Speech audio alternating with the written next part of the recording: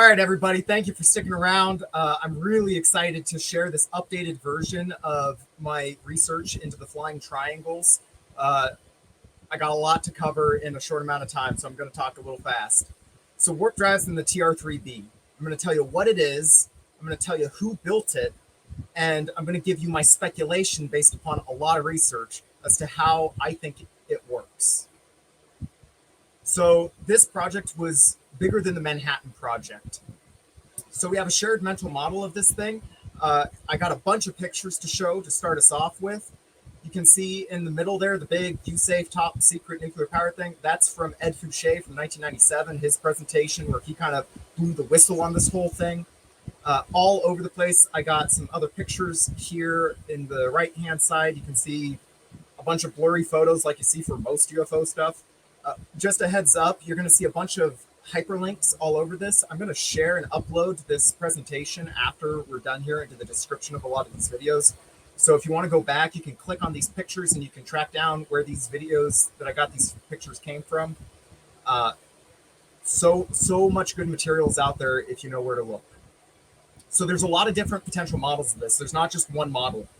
The one that Ed Fouche shared here, you can see it's got a width of about 61 meters. Turns out, word on the street is, there's about 9 different models, if not more, of this craft. I'm going to be focusing primarily on the 300-foot and the 600-foot width versions. There's fakes out there, by the way. You can see on the upper left-hand side there, you got this CGI thing that showed up a few years ago where it was sitting on a Navy carrier. That same CGI thing showed up in videos over Afghanistan, and then a video over Virginia. That top center image is the video over Virginia. There's a lot of similarities in these, which is quite interesting because it's pretty well confirmed that that carrier picture was a fake. And then the picture on the far upper left from Afghanistan, that one, it looks pretty CGI as well, but it looks exactly the same. So who's coming out with all of these things? I can't tell you. The upper right picture there, that's for the TR-3A, completely different propulsion mechanism. That's just a scramjet thing they came up with around the same time as another alternative airframe, but it is not the anti-gravity model. Just for a side note, that upper right image, that picture was taken in July of 2019, just a couple miles away from me here, right next to the Air Force base that I worked at. A bunch of pictures all over the place. I'm not by any means a photo expert, so I can't tell you what pictures are real and what aren't. I'll leave that up to other people, but I can point out things that look very suspiciously real for a bunch of added details. All right, so this thing made the headlines from November of 1989 to April, it says March, April of 1990. There was over 3,000 different reports.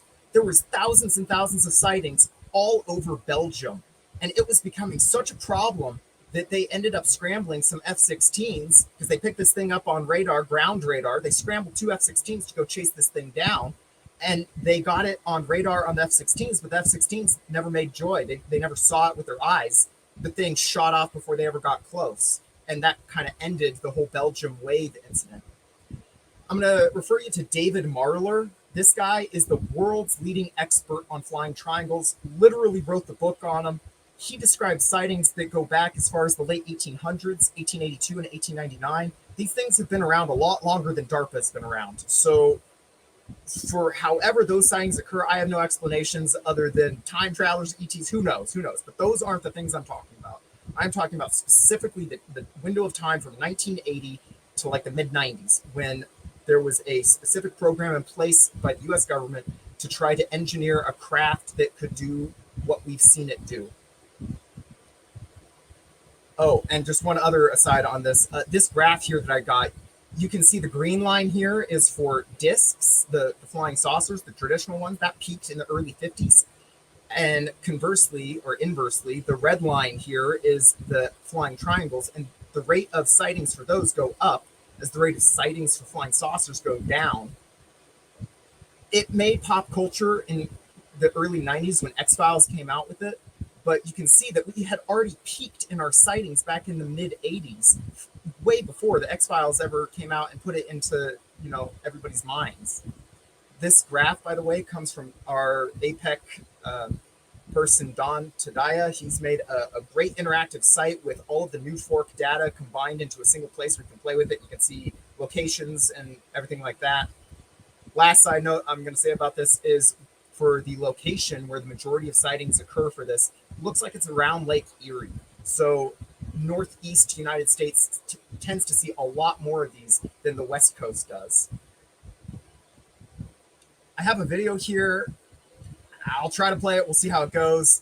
This video, people try to say that it's a fake. This is the famous video from Paris from, I think, 2009 or 2011.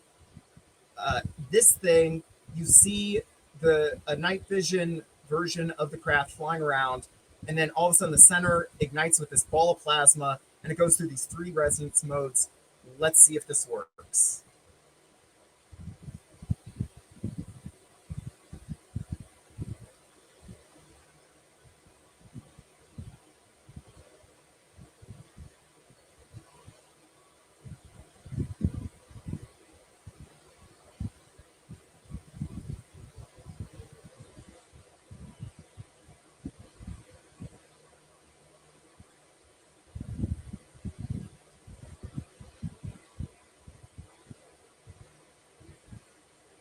I'm going to slow it down here. Oh, guess not. I'm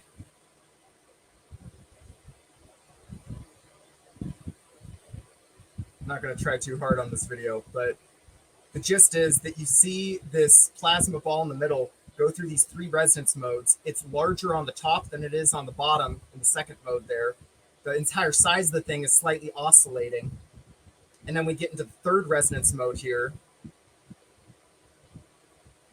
Just a moment. There we go. There's the 3rd resonance mode. It's far more spherical, but still not perfectly. And then the thing shoots off. I will say this, if you frame by frame that for the initial ignition of this thing, it has to try a couple of times to actually ignite.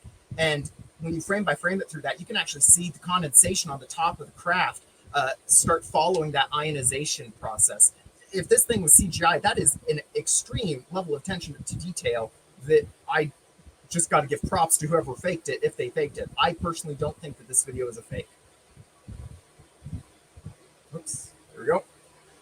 This upper right image here is from BBC.com. They had some pictures that came out of the Belgian wave incident. I'm going to just focus your attention on that red ring in the very center.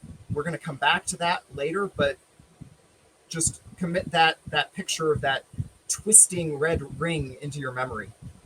So we see the shape of that light bulb was larger on bottom than it was on top.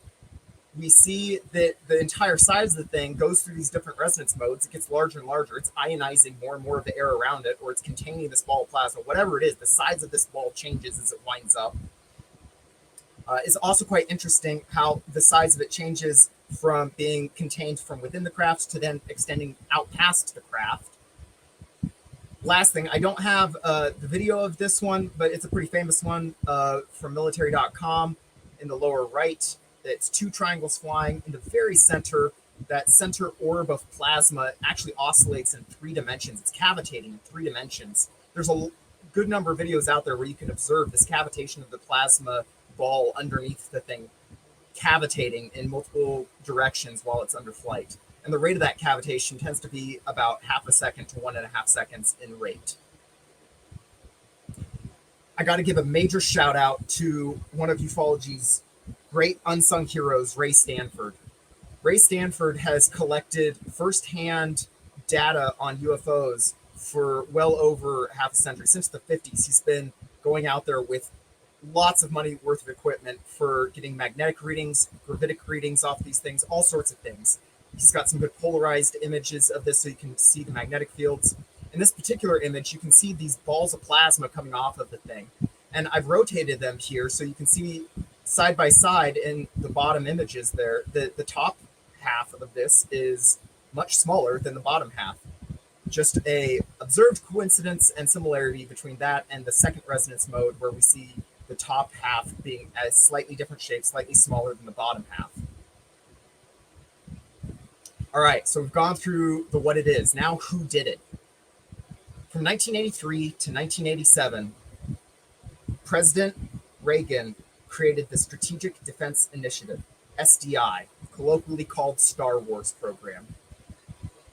The development of this craft started before then, but SDI put gas on the fire of developing this craft. So I'm going to focus a lot on what occurred during those few years. Before I do that, I'm just going to shove a slide right in here. So this graph is the official story for the power levels for lasers that humanity has created. You can see that we didn't get to the petawatt level, the PW. We didn't hit that until about 2000. It turns out that there was an experiment done by Ed Teller down at Los Alamos National Labs called the Dolphin experiment.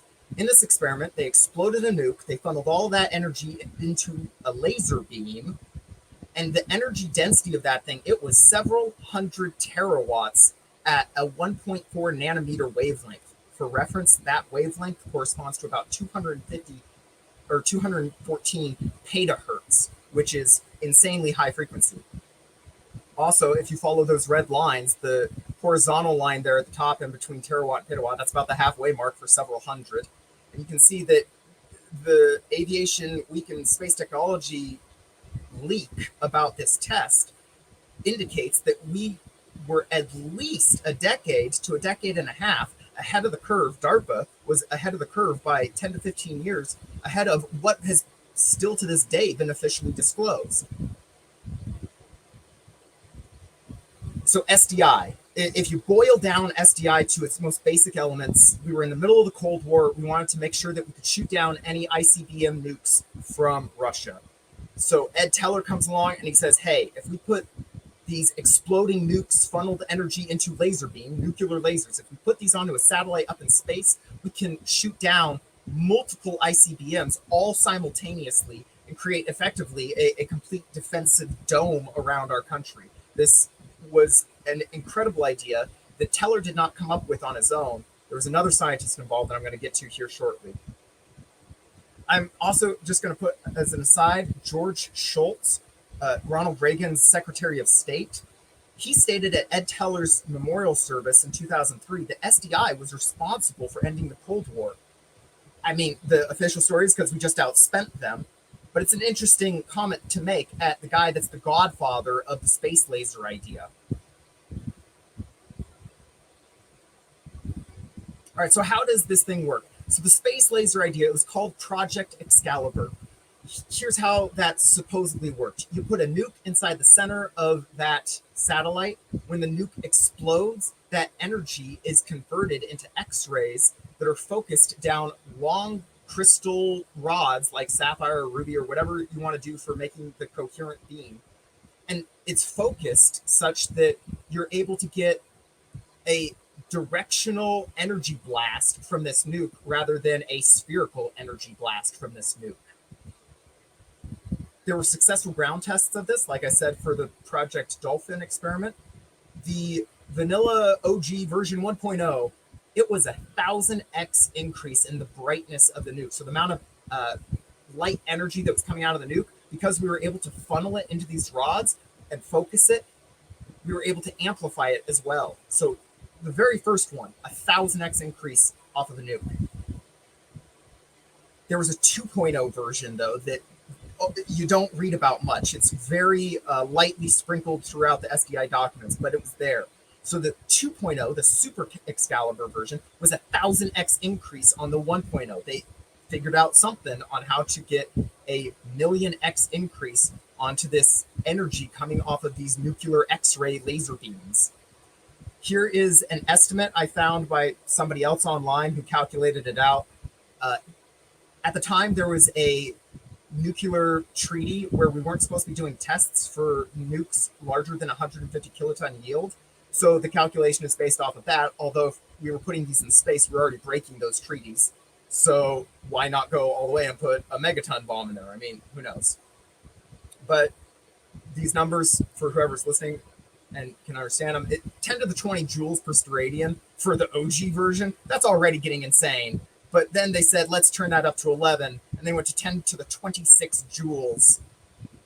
That's for the 150 kiloton. You could probably put another order of magnitude or two on that if you put up to the megaton, if not more.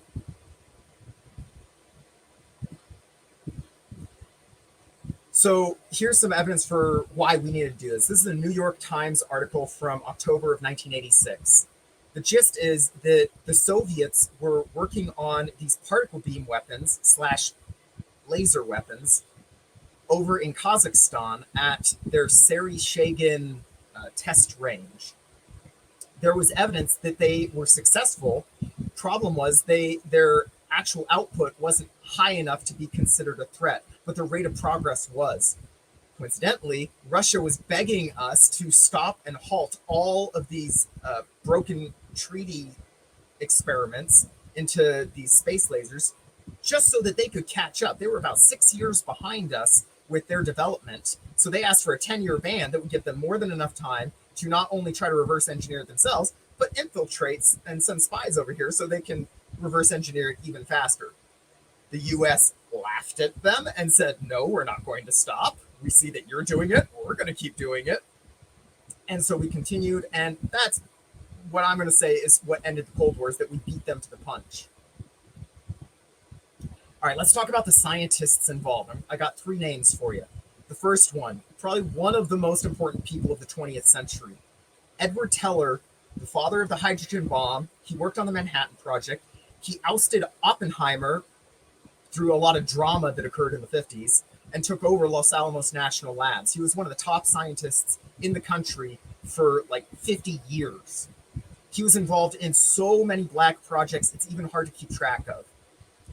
I'm going to draw your attention here to one specific conference, the International Conference of Laser Applications.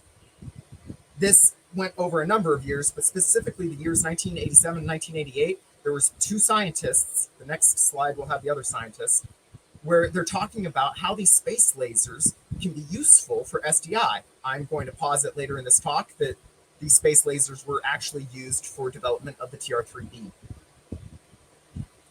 This last part is unknown provenance and veracity. The Majestic documents, if you're not familiar with them, these things were leaked in the 90s and early 2000s. People go back and forth as to whether or not they're true. I'm going to treat this one as if it's true because it supports what I got to say. So in this document, it's a letter from Ed Teller to President Reagan in 1980. So Reagan had just taken office. In it, Teller is telling Reagan that they have a vertical takeoff and landing triangular craft that pivots on its center that would be useful for recon. Remember, the TR is tactical reconnaissance, according to most people. But specifically, he was saying that it would be useful for protection against the ET threat. There's a whole can of worms that I'd love to get into about the ET component of this, but I'm going to leave that until maybe the end, if at all. Next scientist, we have Julian Schwinger, one of the smartest guys of the 20th century. This guy got a Nobel Prize that he shared with Richard Feynman, one of the other smartest guys of the 20th century, for his work on quantum electrodynamics. He worked with Teller on Strategic Defense Initiative, at least on the sides. He also was a keynote speaker at one of these International Conference of Laser Applications, which is how I can claim that he worked with him on SDI, because that's what these entire conferences were all about, was SDI stuff. Also, he was very well connected. He attended a month before Roswell. There was the Shelter Island Conference where these 24 super high profile scientists all gathered together to share all these ideas that are not very well disclosed as far as I know. He was spotlighted back in 47 for his quantum electrodynamics work because he figured out how to boil the vacuum, essentially. Last guy, probably one of my favorites. Dr. Friedwart Winterberg is a paperclip scientist who came over in 1959. He is still alive today. He's 95 years old. He worked at the Desert Research Institute for many, many decades. It was his ideas. He's primarily involved with plasma fusion. That's what his jam has been his entire life, is plasma fusion. But he's had a lot of other interesting ideas. His ideas, though, for plasma fusion is what led to Ed Teller and the Dolphin experiment, being able to have this idea that you can explode a nuke and funnel it into a laser beam. Some of his other projects are Project Daedalus. He had the idea for Project Daedalus, which was the idea that you could have a spaceship with nukes exploding behind it, and you can ride the wave of that explosion. That one was from the 70s. He's had a lot of ideas for fusion-based propulsion, and I'm just going to make a comment here. He's got a grand unified theory that's at least worth a look at. It's at least worth giving it credit for how connected this guy has been. You should pay attention to what he says. It's about something he calls the Planck ether, which a lot of connotations there are not going to go into. His main goal in life seems to be that he wants to get inertial confinement fusion declassified because there's so much classifications around it, especially during SDI when it was strongly developed. Still not disclosed, so he hasn't been successful. But as far as I can tell, this is a good-hearted guy that just wants the world to be a better place. Unfortunately, he's really good at keeping secrets, so he's not going to spill the beans. But if anybody is listening for any of the disclosure stuff that's been going on lately, it'd be worth getting this guy in front of Congress and asking him some questions. All right, now for speculation based upon a lot of research. How does this flying triangle manage to create anti-gravity? It's a big, bold claim. I have an abstract here that is going to be very technical, and only a few people are probably going to be able to interpret what I'm saying. So let me just blast through this, and then I'll get through all the next following slides with a little easier descriptions. You have a toroidal chamber. You ionize hydrogen or some other ionizable material in that chamber to create a plasma. You seed that plasma with a small amount of beta-decaying radioactive material. One majestic document I found suggested that cesium-147 would be good. I followed that up. Turns out cesium-147 has an exquisite branching decay chain with like 3 or 4 different decaying, beta-decaying isotopes that come out of it, which means that you're getting electrons every time this thing decays. So you seed it with this beta-decaying isotope. You then structure the plasma using its plasma frequency with RF. This is how you're going to create oscillating plasma mirrors. Those plasma mirrors are going to create parametric amplification of incident X-ray laser beams.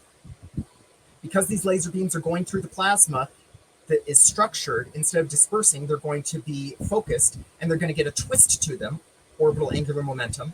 That twist to this laser beam in the plasma is going to lead to very, very high electric and magnetic field strengths, the kind that are necessary for fusion and potentially even for metric engineering of space-time. When you exceed the Schwinger limit, you boil the space-time, you start getting electron-positron pairs, something called pair production. There's some papers out there, there's some research out there that suggests that if you oscillate these particle pairs, these matter-antimatter pairs, if you oscillate them, you can create gravity waves, you can create gravitons.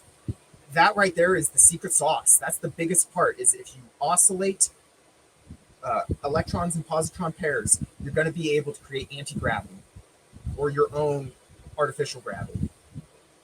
All right, so to break this down, orbital angular momentum, it's a vortex. You shine a laser, it puts a twist on that laser, and because you put a twist on it, you get higher energy densities at the center. In order to create a twist on it, it has to go through some kind of medium that's going to change the phase of the wavefront of that. So instead of having pulses, you're going to have a continuous spiraled laser beam. The momentum can be transferred back and forth between the plasma and this laser beam. Very important. So whenever you take a plasma and you move the plasma, it's a conductor, so it's going to create a current, an electric current. Well, that electric current is going to create a magnetic field, which is going to interact with the plasma. So now you have a very nonlinear, chaotic thing going on where this plasma is when this plasma is moving, it's creating fields that are causing different movement, chaotic waves inside the plasma. This has been a big problem for inertial confinement fusion for a long time.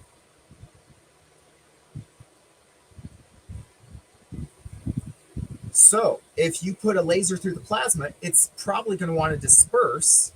However, you are able to prevent that and instead focus it by oscillating the plasma at its RF or at its plasma frequency using RF. This is how you're going to take the natural orbital angular momentum twisting of the laser beam, and you're going to squeeze that real tight, and you're going to be able to twist it even tighter. When you do that, eventually, what I'm getting to is I think it's possible that the Schwinger limit has been exceeded. The official story is that it's not been exceeded, even though Slack Linear Collider managed to do it in 1995 and 1996 and create 100 particle pairs, but most folks don't seem to talk about that for some reason.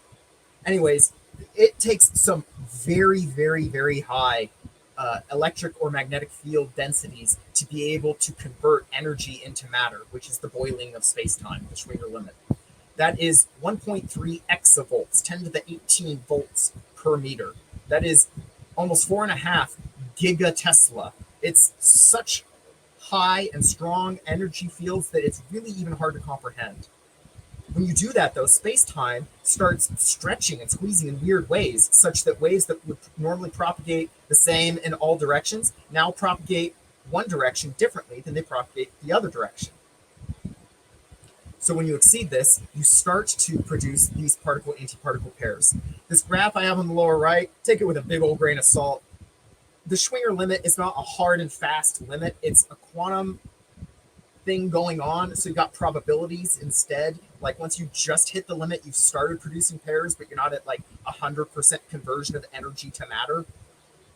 So in this graph that I got that ChatGPT, unabashedly, ChatGPT helped me with this thing. So like I said, take it with a grain of salt. But the idea is at 1.7, 10 to the 18 volts per meter, you're now at about 2/3 production of energy to matter. Once you get to 3.2 exavolts, now you're about 99% conversion of energy to matter.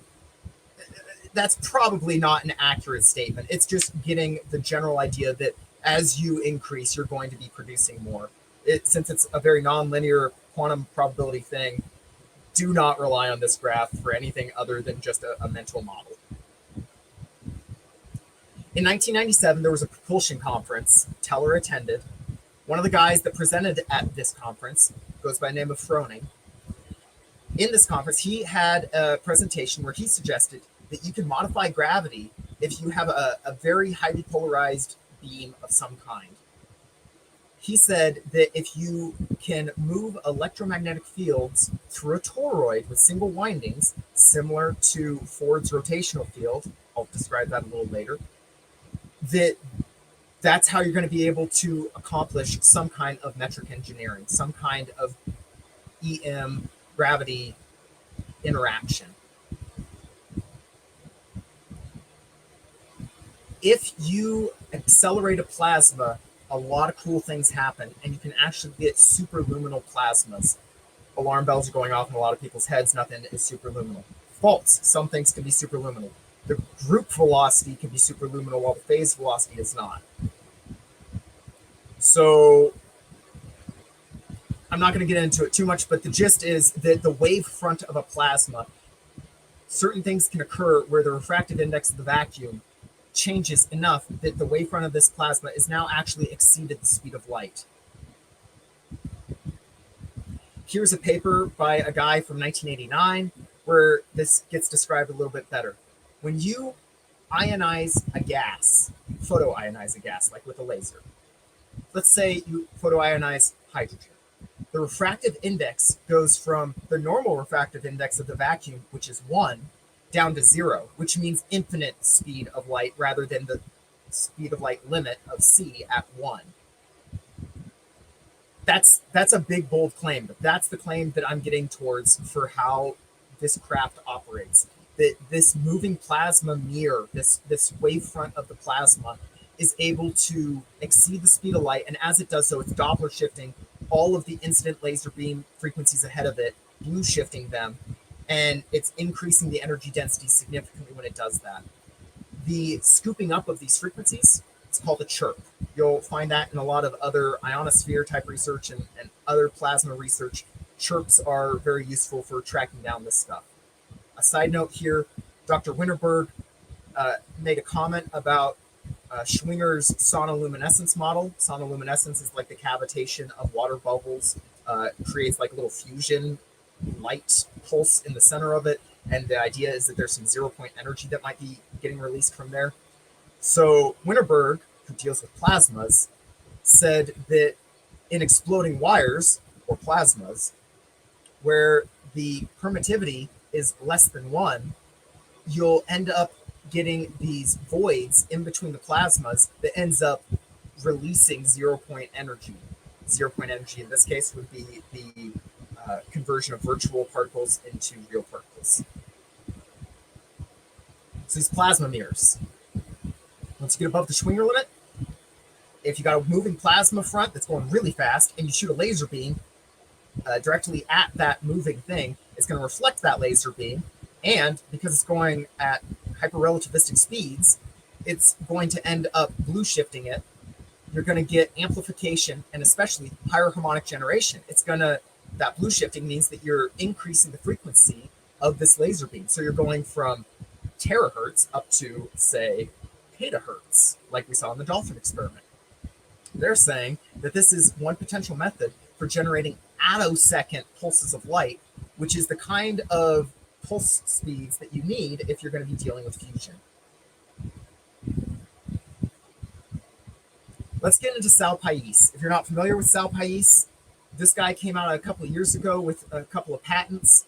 One was for what looks like the TR-3B, another one's for a fusion device, another's for room temperature superconductivity. He's got a lot of interesting ideas that, to me, sounds like he's either really deep on the inside or just really creative. I'm not really sure which of those two it is, but I'm going to give you the gist of what his idea is on how to create a craft like this. And it's similar, but not quite the same as what I'm going to be presenting.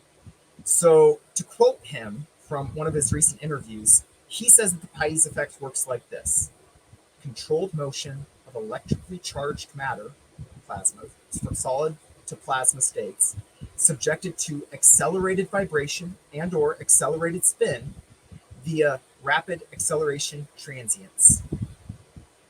To put that into a little simpler to understand language, if you look at that picture in the lower right, you see all that shadowed edge around the triangle. That's an RF cavity where he is ionizing plasma using RF. This resonant plasma cavity is supposed to be able to eventually exceed the Schwinger limit. There's some other stuff going on there. He refuses to reveal some of the secret sauce about this stuff. My personal suspicion as to why he's doing that is because there is a Department of Energy component to this that requires secrecy, namely the radioactive stuff that we're dealing with. Department of Energy, the people who own all the nuclear stuff, they really don't like it when people play with radioactive things for good reason. Ed Fouche. So Ed Fouche is the whistleblower that I spoke about from 1997. He gave a bunch of talks on his experiences with interacting with the Flying Triangle down at Area 51. After he had talked to a bunch of his coworkers down there, he eventually was able to glean the following information about how this thing worked. He said that it was a plasma that was mercury-based, that was pressurized extraordinarily high at 250,000 atmospheres, 25 gigapascals. He said that it was operating at cryogenic temperatures of 150 Kelvin, that's negative 190 degrees Fahrenheit, negative 123 degrees Celsius, and said that it was accelerated to very high speeds, 50,000 to 60,000 RPMs, which for a 600-foot model, that would equate to about 575 kilometers per second, or equivalently, if this was a toroid donut around the edge of that craft, that'd be about 1 kilohertz frequency. A side note that I must say, many of the people who have witnessed this craft describe a audible low frequency emanating from it, somewhere in the range of 400 hertz to 700 hertz. So the fact that Ed Fouche's numbers here come out to about 1 kilohertz, quite coincidental. So if it's supercooled plasma that's mercury based, that means we're dealing with a superconducting mercury plasma. I did my homework. I found a paper out there from mid 2010s, I think, where they were experimenting with different mercury-based cuprates, superconductors. And it turns out, here's something really cool that I go back and reference constantly. If you look at these red lines in the upper right graph there, these red lines are Ed Fouche's numbers. If you notice Hg, mercury, 1212, that particular test at the pressures and temperatures that Ed Fouche describes is right at the edge of the phase transition of the critical temperature, right on the edge. It's very important here, and here's why. Ed Teller released a paper in 1976 called Electromagnetism and Gravitation. I cannot recommend this paper highly enough. It's only like 2 or 3 pages. Definitely worth a read. There's a lot of unspoken nuances within. One of the things he describes in there, though, I'm going to quote it directly. If the crystal has no ordered permanent dipole moment, but we're near the phase transition where such a dipole is established, the rotation will produce big effects which go off to infinity as the transition temperature is approached. In this paper, he was talking about electrets, which are electrically polarized materials. There are certain nuances to that. You can treat a plasma under certain conditions as if it's an electret. So at the beginning of this talk, I said that you needed to pay attention to that red ring that was on the underside of the flying triangle for the BBC picture. If you look closely at that, you can see these curved filaments coming off of it that strongly resemble that tokamak winding right next to it, which is the same geometry that Robert Ford from Hughes Research talks about with his idea back in the 60s or 70s about Ford's rotational field. He suggested that if you pumped a superconductive liquid mercury through those pipes at the same time that you rotate the entire apparatus, you should be able to generate extreme electromagnetic forces that reduce the mass and eventually are able to create their own artificial gravitic field. Very interesting overlap between the BBC image and Ford's idea. So we keep talking about superconductors. What's the deal with all these superconductors? Why has it got to be superconducting? Turns out, there's more papers out there.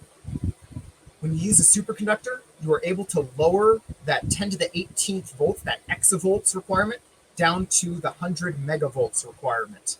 I'm going to go into reasons on how that happens. We got 3 people here. We got Ed Fouche at the top, we got Sal Pais in the middle, and we got Eugene Podkletnov at the bottom.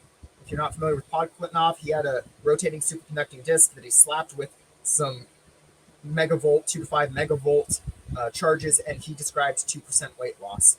So we got all these guys talking about superconductors. Well, Pais is talking about fusion and Schwinger limits. The idea is that when you have a superconductor, you have these things called Cooper pairs. The electrons pair up. Well, when the electrons pair up, that means that now as they're super highly energized in the superconducting plasma, you're starting to boil space-time.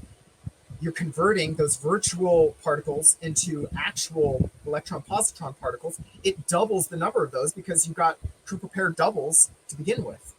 Also, superconductors have a much reduced band gap, that tunneling gap required to cross energy levels. So there's a band gap between the virtual particle scene and the real physical world. That band gap is normally 10 to the 18 volts. Superconductors have a much reduced band gap. They are reducing that overall tunneling requirement from 10 to the 18 down to 10 to the 8th. Well, if they reduce it down to 10 to the 8th and Eugene Podkletnov reduced it, or Eugene Podkletnov was dealing at about 2% of 10 to the 8th at 2 to the 5 megavolts, and it just so happens he described 2% weight loss, coincidences arise. There's a couple different ways that you can try to achieve this boiling of the space-time vacuum. I just described how you can do it with superconductors. Here's what happens when you include lasers into the mix. Normally, if you just shine 2 oncoming laser beams at each other of very high energy, the photons from those 2 will collide, and in that moment of collision, the energy will exceed the Schwinger limit, and you'll get particle pair production. However, there's something called the nonlinear Breit-Wheeler process, where instead of slamming them into each other, you just have an extremely highly strong energy density field, like the plasma field. Instead of that lower picture there says laser field, replace that with plasma field.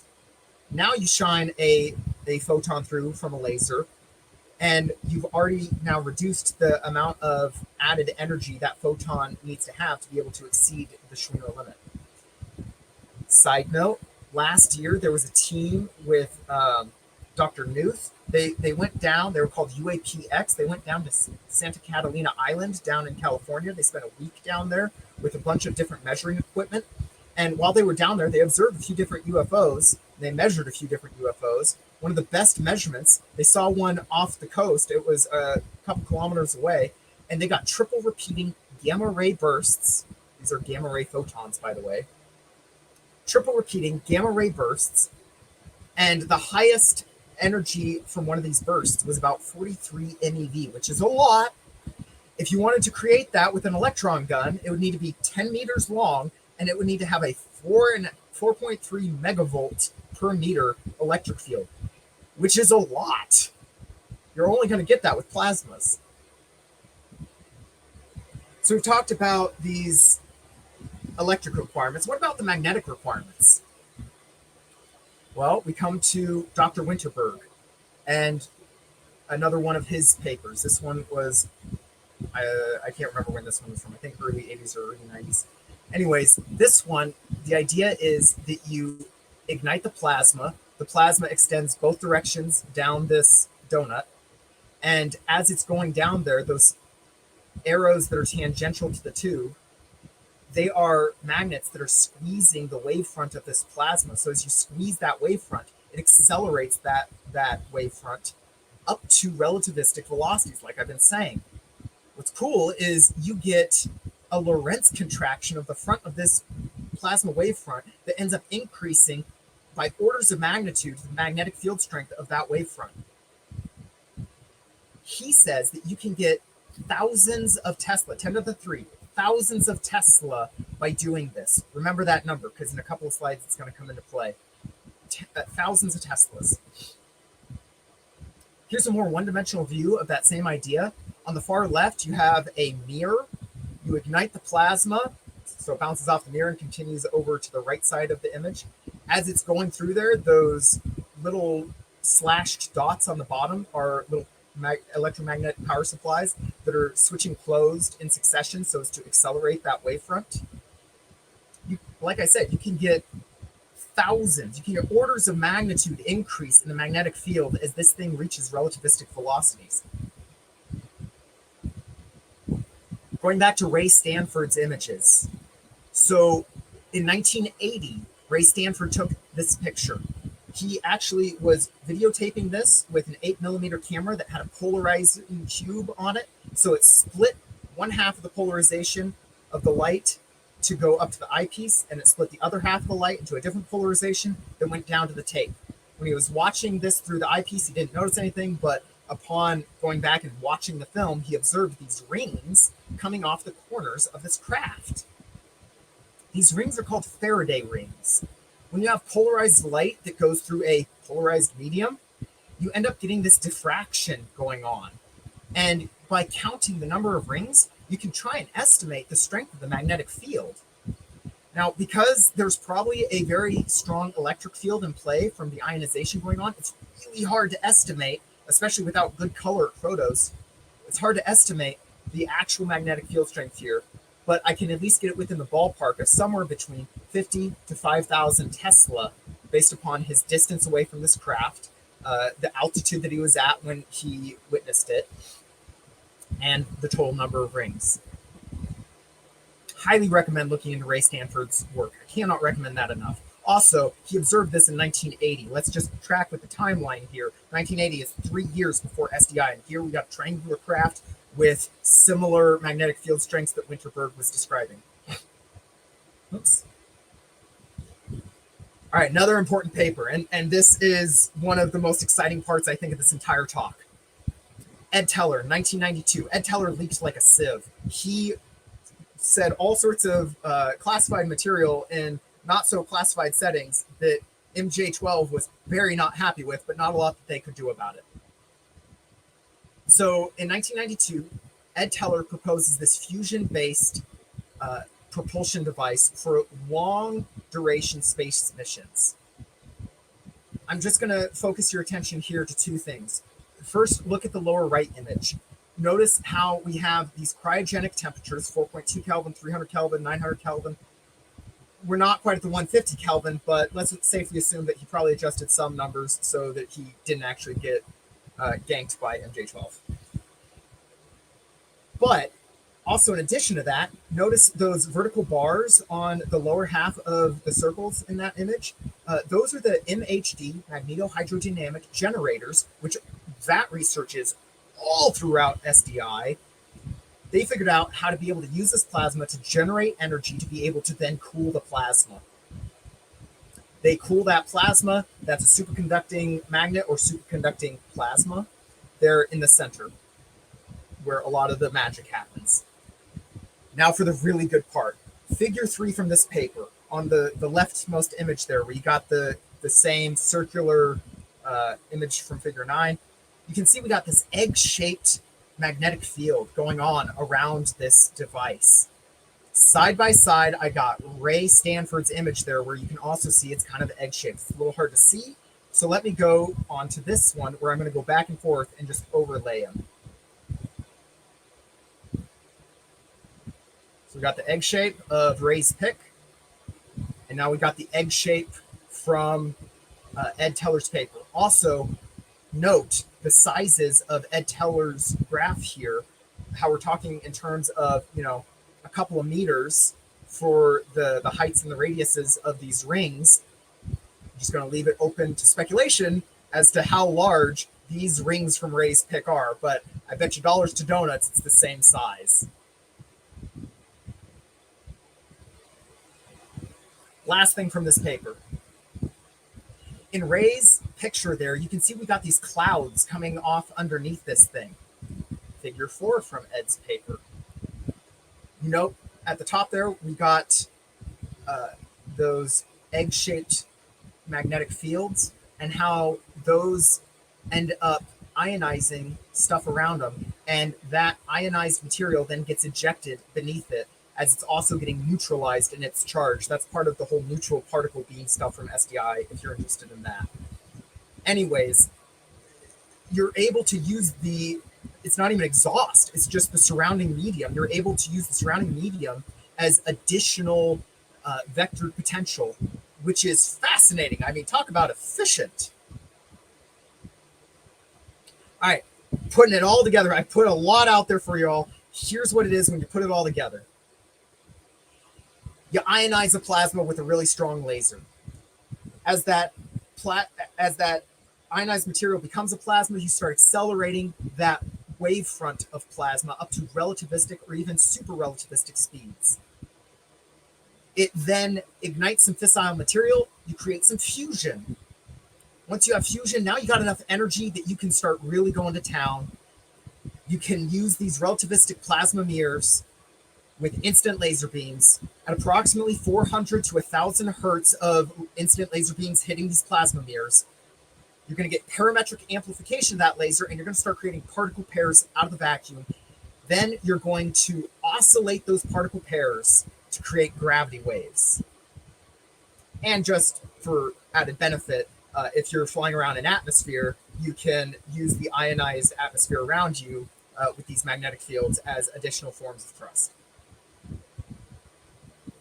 This thing's been secret for a really long time, even though we got leakers coming out. There's still no official document out there that says, yes, we have this craft. And apparently, if it's been out since at least 1980, we're going on over 40 years this thing's been out, and it's still so classified they can't tell us anything about it. What's going on with that?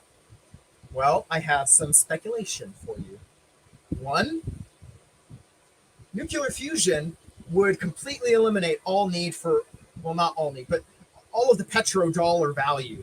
And as we can see from Gulf War I and Gulf War II, the military-industrial complex seems to care a great deal about the value of oil, specifically because the entire U.S. economy, and thus all of their funding, relies upon the value of oil.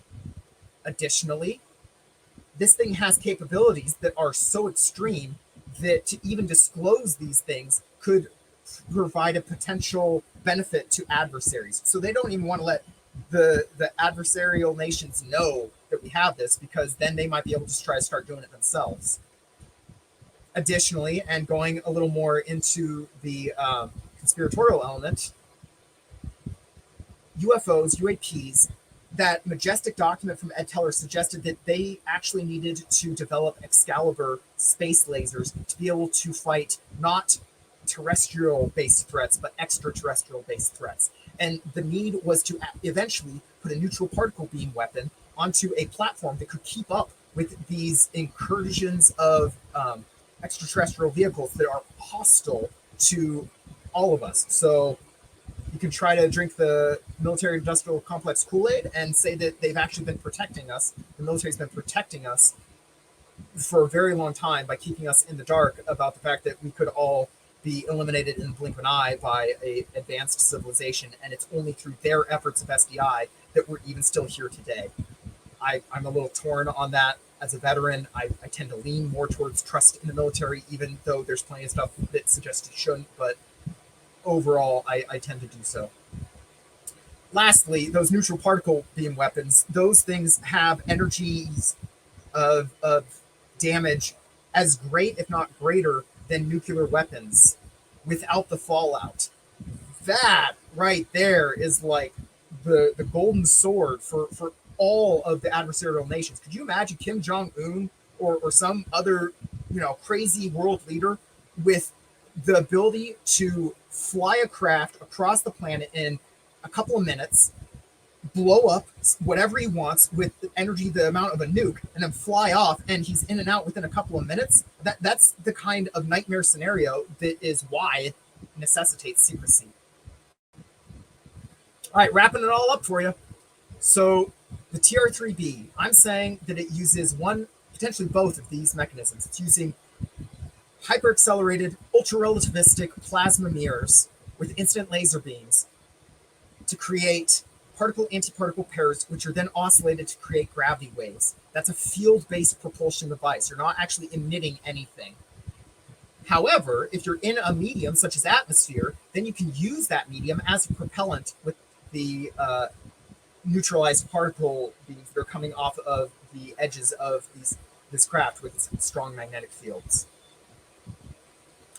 Here, I got a bunch of links I'm going to leave up on the screen for a second for anybody who, for whatever reason, doesn't have access to this slideshow. You can just type these in, pause and type them in.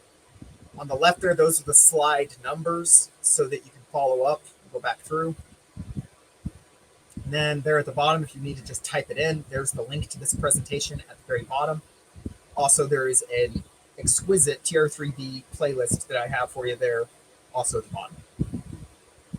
If you want to get in contact with me, my YouTube channel is Massive Yet Tiny Brain, Mighty Brain, and the email for that is mightybrain@yahoo.com.